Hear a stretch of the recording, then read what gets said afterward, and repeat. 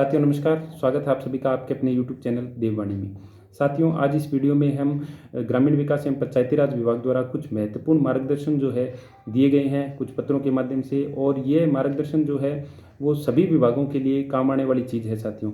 इसलिए सभी संविदा कर्मचारी जो चाहे किसी भी विभाग में कार्यरत है, संविदा सेवा नियम 2022 के अंतर्गत यदि आप कार्यरत हैं तो आपको जो है इसकी जानकारी होना जरूरी है। और जो भी आपका केंद्रीय नेतृत्व है उनको उनके द्वारा जल्दी से जल्दी जो है ऐसे लेटर सभी विभागों से निकलवाए जाने आवश्यक है साथियों। नरेगा वाले जो कार्मिक हैं उनके द्वारा काफ़ी मेहनत की जाती है साथियों, और काफ़ी अच्छे अच्छे लेटर समय समय पर इनके द्वारा अपने विभाग से निकलवाए जा रहे हैं। तो बहुत अच्छी बात है साथियों, ये काफ़ी जो है एक्टिव है वो लोग। हम देखते हैं साथियों किस प्रकार से जो ये मार्गदर्शन निकले हैं वो आपके लिए महत्वपूर्ण है, चर्चा करते हैं साथियों। सबसे पहले संविदा सेवा नियम 2022 के तहत नियुक्ति प्राप्त संविदा कार्मिकों के संबंध में मार्गदर्शन बाबत एक लेटर के माध्यम से साथियों ग्रामीण विकास एवं पंचायती राज विभाग द्वारा मार्गदर्शन दिया गया है। नंबर 1 बिंदु इसका है, वित्त नियम विभाग की ऐसा टिप्पणी दिनांक 13 जनवरी 2023 के क्रम में जारी विभागीय पत्र दिनांक 18 जनवरी 2023 द्वारा ऊपरी आयु, संतान, चरित्र प्रमाण पत्र एवं स्वास्थ्य प्रमाण पत्र संबंधी दी गई स्थिरता कॉन्ट्रेक्चुअल रूल्स 2022 के नियम 20 के तहत नियमित पदों पर होने वाली स्क्रीनिंग के लिए भी लागू होगी। ठीक है साथियों, पहला ही बिंदु काफ़ी महत्वपूर्ण है साथियों, क्योंकि अभी थोड़े दिन पहले जो है चिकित्सा विभाग में जिला स्तरीय स्क्रीनिंग का लेटर निकला था, और उसमें जो है जो 2 संतान की पात्रता वाली बात थी उसको वहाँ पे जो है पेच उसका फंसा दिया गया है। जो दिशा निर्देश है उसमें लिखा हुआ था कि जो है 2 से अधिक संतान नहीं होनी चाहिए।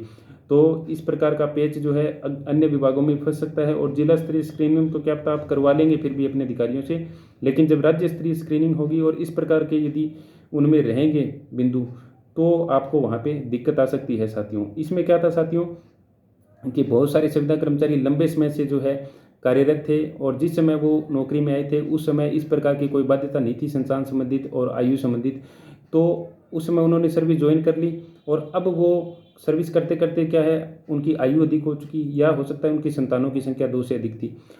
तो सरकार द्वारा क्या है उन्हें आयु सीमा में और संतान वाली जो शर्त है उसमें छूट दी थी। इसके अलावा जो कार्यरत संविदा कर्मचारी हैं उनके एडॉप्शन के समय चरित्र प्रमाण पत्र और स्वास्थ्य प्रमाण पत्र के संबंध में भी उनको छूट दी गई थी कि उनसे किसी भी प्रकार की कोई भी फॉर्मेलिटी जो है इस प्रकार की नहीं करनी है साथियों। अब विभाग द्वारा लिखा गया है कि जो नियमित पदों के लिए स्क्रीनिंग हो रही है नियम 20 के तहत, उसमें भी जो है इनको ये छूट दी जाएगी। तो साथियों ये बहुत ही अच्छी बात है, सारी एकदम डाउट ही सारा क्लियर हो गया, और कहीं भी आपको बार बार इसके जो भी अधिकारी आपकी फाइल रोकने का प्रयास करता है, चाहे आप किसी भी डिपार्टमेंट के हो, आप उनको ये लेटर दिखा सकते हो। और इससे अच्छा यही रहेगा, चाहे चिकित्सा विभाग हो, चाहे शिक्षा विभाग हो, चाहे और कोई विभाग हो, आप अपने डिपार्टमेंट से भी एक ऐसा मार्गदर्शन एक लेटर जो है अपने उच्चाधिकारियों से आप निकलवा लीजिए साथियों। लेकिन साथियों डाउट एकदम क्लियर है कि आपके जो नियमित पदों के लिए स्क्रीनिंग हो रही है उसमें कभी भी आपको इस कारण अपात्र नहीं किया जाएगा। आपकी चाहे आयु अधिक है या मान लीजिए कि संतान यदि आपके 2 से अधिक है, तो इस प्रकार की बाध्यता आप पे लागू नहीं होगी साथियों। दूसरी बात साथियों ये है कि इन नियमों के तहत 5% वार्षिक मानदेय वृद्धि सुरक्षित मानदेय पर देय होगी। साथियों मानदेय की जो है 2 दरें निर्धारित है साथियों। पहला तो है किसी भी पद का बेस मानदेय, जैसे मान लीजिए मैं एग्जांपल देता हूँ डाटा एंट्री ऑपरेटर का, उनका बेस मानदेय 13,150 रुपये है। लेकिन मान लीजिए साथियों कोई बहुत लंबे समय से लगा हुआ है और उसकी पुरानी दर से उसका मानदेय बढ़ता बढ़ता बढ़ता वो 20,000 पर पहुंच चुका है आज। तो जो 5% मानदेय वृद्धि प्रतिवर्ष दिए जाने का प्रावधान है संविदा सेवा नियम 2022 के अंतर्गत, इसमें यह लिखा गया है कि वो जो उनका मानदेय सुरक्षित किया गया था, जो बढ़ के उनकी दर बेस दर से अधिक हो चुकी है, उस दर पर 5% लागू होगी, ना कि जो बेसिक रेट उनकी सैलरी की है वो होगी।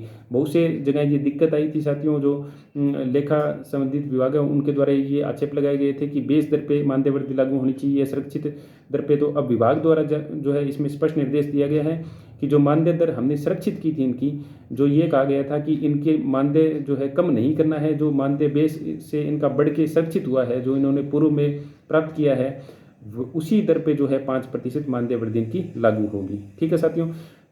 तीसरा बिंदु है साथियों, संविदा कार्मिकों को 5% वार्षिक मानदेय वृद्धि प्रतिवर्ष संचयी मानदेय पर देय होगी। ठीक है साथियों, इसमें भी ये लिखा हुआ है कि जो 5% बढ़ती जाएगी, मान लीजिए किसी की सैलरी आज 20,000 है, 5% बढ़ गई तो 5% बढ़ने के बाद जो उसकी दर बढ़ती है उस पर उसको अगली साल देय होगा। इसी प्रकार ये नहीं कि इस बार आपने 20,000 कर लिया तो हर बार 20,000 संचित मानदेय दर पर देते जाओगे। जैसे जैसे उसके मानदेय बढ़ता जाएगा वो उसकी संचय होती जाएगी दर, और उसी दर पे अगली मानदेय वृद्धि उसकी लागू होगी। ठीक है साथियों, अगला जो पॉइंट है उसमें यह लिखा गया है कि कुछ कर्मचारी साथियों ऐसे होते हैं कि जिनकी जो काम की प्रवृत्ति है वो अलग होती है, इस वजह से उन्हें कुछ एक्स्ट्रा अलाउंस दिए जाते हैं, जैसे ग्रामीण भत्ता है, यात्रा भत्ता है, या मोबाइल भत्ता है, या कोई अन्य अलाउंस है। जैसे मान लीजिए चिकित्सा विभाग में CHO कार्यरत है तो उनको 15,000 के आसपास इंसेंटिव प्रतिमाह दिया जाता है विभिन्न एक्टिविटी के लिए। तो इसमें यह कहा गया है कि आपको जो अदर अलाउंस या इंसेंटिव मिलते हैं उसको आपकी मानदेय दरों में जोड़ा नहीं जाएगा, उसको किसी भी प्रकार की गणना के लिए आपकी मानदेय नहीं माना जाएगा। इसमें यह कहना चाहता है कि साथियों जैसे मान लीजिए CHO की सैलरी जो है वो 25,000 रुपये प्रति माह है और उनके इंसेंटिव 15,000 प्रति माह है, तो जो मानदेय वृद्धि है वो आपको 25,000 पर देनी है, न कि 25 में आप वो 15,000 इंसेंटिव के मिला के 40,000 रुपये दोगे। ऐसा नहीं होगा साथियों, क्योंकि इंसेंटिव जो है वो आपके काम पे निर्भर करता है। आपने काम किया है तो आपको इंसेंटिव मिलेगा, नहीं किए है तो नहीं मिलता है। इसी प्रकार जो अन्य भत्ते हैं वो भी उसी पे डिपेंड होते हैं साथियों, इसलिए भत्तों को जो है वो सैलरी का पार्ट नहीं माना जाएगा। अगला बिंदु जो है साथियों वो काफ़ी महत्वपूर्ण है सभी संविदा कर्मचारियों के लिए, और इसमें जो है जो डायरेक्शन दिए गए हैं उनको तो निश्चित रूप से सभी विभागों पर लागू करवाना अत्यंत आवश्यक है, क्योंकि साथियों हम देख रहे हैं नियमितीकरण का काम ठीक है साथियों एक तरफ चल रहा है, लेकिन जब तक नियमितीकरण नहीं हो जाता हम देख रहे हैं शिक्षा विभाग में रोज़ कोई ना कोई साथी रिटायरमेंट हो रहा है, अन्य विभागों में भी बहुत से साथी ऐसे हैं जो निकट भविष्य में रिटायर होने वाले हैं। तो साथियों इसमें क्या लिखा है कि महात्मा गांधी नरेगा योजना अंतर्गत पूर्व से कार्यरत ऐसे संविदा कार्मिक जिनके द्वारा Rajasthan contractual hiring to civil post 2022 के अंतर्गत आने के पश्चात 60 वर्ष की सेवा पूर्ण कर ली गई हो अथवा संविदा सेवा से त्याग पत्र दिया हो तो ऐसे संविदा कार्मिकों को the payment of gratuity act 1972 के नियम 4 के प्रावधान अनुसार ग्रेजुएटी का भुगतान देय होगा। साथियों काफ़ी महत्वपूर्ण बिंदु है ये, इसमें यह लिखा गया है कि संविदा कार्मिक जो संविदा सेवा नियम 2022 के अंतर्गत कार्यरत हैं उनको उनकी जो सेवा है उसकी गणना करते हुए ग्रेजुएटी का पेमेंट देय होगा। साथियों यह बिंदु सभी विभागों को यह लेटर आप दिखाइए अपने डिपार्टमेंट में, और सभी विभागों पे ये लागू करवाया जाना बहुत आवश्यक है, ताकि जो संविदा कर्मचारी आज 25 साल 30 साल की सर्विस करके जा रहा है उसकी जो लास्ट पे है उसके आधार पे गणना करके उसको ग्रेजुएटी का भुगतान कम से कम मिल सके साथियों। जिसकी सैलरी अच्छी है एक अच्छी खासी अमाउंट जो है उसकी ग्रेजुएटी की बन जाएगी साथियों। तो आपसे रिक्वेस्ट है कि आप यह प्रावधान जो है पेमेंट ऑफ ग्रेजुएटी एक्ट है उसके तहत लागू करवाइए साथियों जल्दी से जल्दी।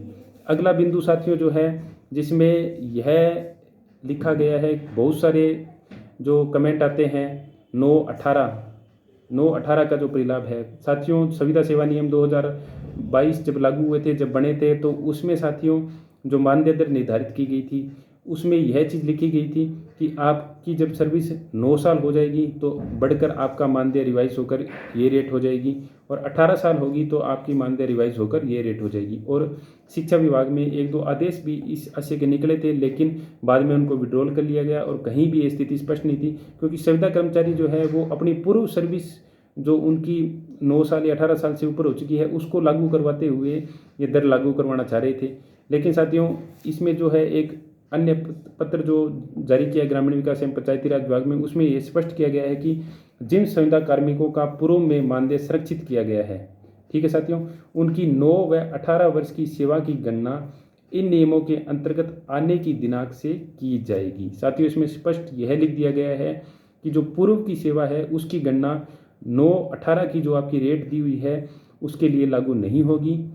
आपको सर्विस में आने के बाद यदि आपको संविदा सेवा नियम 2022 में आने के बाद 9 साल हो जाते हैं या 18 साल हो जाते हैं तो आप पे वो दर जो आपकी जो पोस्ट है उसके आगे दी हुई है वो दर आपको लागू होगी। अर्थात पूर्व में की गई संविदा सेवा 9 व 18 वर्ष की गणना में सम्मिलित नहीं की जाएगी साथियों। ठीक है साथियों, स्पष्ट है।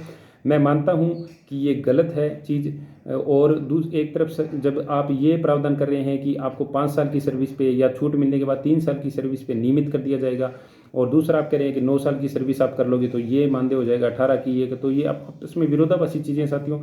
लेकिन कई बार क्या होता है कि साथियों नियमों में प्रावधान होना जरूरी है साथियों। कई बार जैसे पीछे हमने देखा है कि बहुत साल की सर्विस तक कर्मचारी नियमित नहीं हुए और ऐसे कोई प्रावधान भी नहीं दिए हुए थे, तो उनकी सैलरी भी जो है नहीं बढ़ी, बहुत ज़्यादा ग्रोथ उनकी नहीं हुई। तो इसलिए क्या है कि ये 9/18 का प्रावधान दिया हुआ है। बाई चांस मान लीजिए अब जो नए संविदा कर्मचारी आते हैं उनकी नियमितीकरण कई बार थोड़ा डिले हो जाता है, मान लीजिए किसी कारणवश नहीं हो पाता है, तो उनको कम से कम ये 9 और 18 के जो परिलाभ उनकी सेवा पर मिलने हैं वो तो कम से कम मिल सकेंगे, प्रावधान दे दिया है। तो नई संविदा कर्मचारियों के लिए ये चीज़ अच्छी है, लेकिन जो पुराने संविदा कर्मचारी है उनकी या तो पूर्व सेवा को इसमें शामिल करना चाहिए, नहीं तो साथियों अभी तो यही है, स्पष्ट इसमें लिख दिया गया है कि पूर्व की सेवा जो है वो 9 और 18 की दर लागू करने के लिए गणना नहीं की जाएगी। संविदा सेवा नियम में आने के बाद जो है आपकी सर्विस 9 साल व 18 साल की होनी चाहिए। और एक पॉइंट साथियों इसमें यह भी है कि जिसकी सर्विस मान लीजिए अगर 9 और 18 पर पहुंचने के बाद जो उसकी रेट दी हुई है उससे ज़्यादा अगर उसका वेतन वैसे ही 5-5% बढ़ के हो जाता है, तो उसको जो है मानदेय दर उसकी 2 वेतन बढ़तियाँ एक्स्ट्रा उसको देकर निर्धारित की जाएगी, जो कि अन्य आपके जो सेवा नियम है उसमें भी ये बात लिखी हुई है। साथियों इस प्रकार ये जो 2 लेटर पंचायती राज विभाग ने निकाले हैं, काफ़ी सारे डाउट्स मैं मानता हूँ कि आपके क्लियर हुए होंगे और मैं आपको समझा भी पाया होगा। फिर भी यदि किसी को कोई चीज़ समझ में नहीं आई है, आप इन लेटर को अच्छे तरीके से पढ़िए और अपने विभागों पर लागू करवाइए इन लेटर को। आपको छूट मिल चुकी है संतान संबंधित, चरित्र प्रमाण पत्र संबंधी, आयु संबंधित। इसके अलावा जो 5% है वो प्रतिवर्ष बढ़ती हुई दरों पर आपके लागू होगा। पेमेंट ऑफ ग्रेजुएटी एक्ट आप पे लागू होगा साथियों, आप लागू करवाइए। और जो 9 और 18 का परिलाभ है वो स्पष्ट लिखा हुआ है कि अब जो सर्विस है उस पर लागू हुआ है, लेकिन उससे पहले पहले आपका नियमितीकरण हो जाएगा जितने भी पुराने साथी हैं। तो हमें इस पॉइंट पे नहीं जाना है ज़्यादा, नए साथी हैं उनके लिए ये पॉइंट काम का है। हो सकता है बाई चांस थोड़ा टाइम लग जाए तो इनकी ज़रूरत आपको पड़ सकती है, लेकिन मैं तो यही उम्मीद करूँगा कि आपको इनकी ज़रूरत ना पड़े और उससे पहले पहले सारे साथी जो नियमों में प्रावधान दिया गया है 3 साल या 5 साल, उस हिसाब से नियमित होते चले जाए साथियों। ठीक है साथियों, मिलते हैं अगले ऐसे ही महत्वपूर्ण वीडियो में। और मेरा आपसे अनुरोध है कि वीडियो पसंद आए तो लाइक करें, सभी संविदा ग्रुपों में शेयर करें। अगले वीडियो में हम जो कॉम्बो प्लान का एक आदेश और निकला है जहाँ पे जो अनुभव की गणना है, मैंने कुछ एक वीडियो देखे थे अलग अलग चैनल द्वारा दिखाए जा रहे हैं, उनके द्वारा भी सही गणना करके नहीं बताया गया है साथियों। और मैं प्रयास करूँगा अगले वीडियो में आपको सही तरीके से अनुभव की गणना आप कैसे करें ये समझाने का। मिलते हैं साथियों अगले वीडियो में। चैनल को अभी तक सब्सक्राइब नहीं किया तो प्लीज़ सब्सक्राइब करें। ठीक है साथियों, बहुत बहुत धन्यवाद।